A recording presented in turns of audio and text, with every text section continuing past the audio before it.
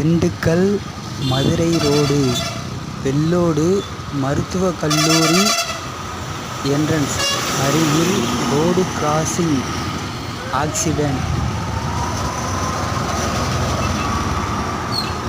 Road crossing செய்பவர் சிறிய காயம். எப்படி ஆக்சிடென்ட்டு? எப்படி ஆக்சிடென்ட்டு? அங்கேருந்து வந்துடும் உங்களுக்கு காரு கிராஸ் பண்ணாரா என்னன்னு தெரியல. இந்த கார் நிற்கிறாங்க.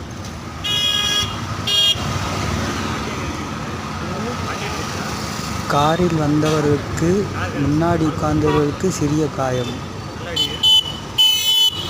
ஆம்புலன்ஸில் கொண்டு போய் சேர்க்கப்பட்டது.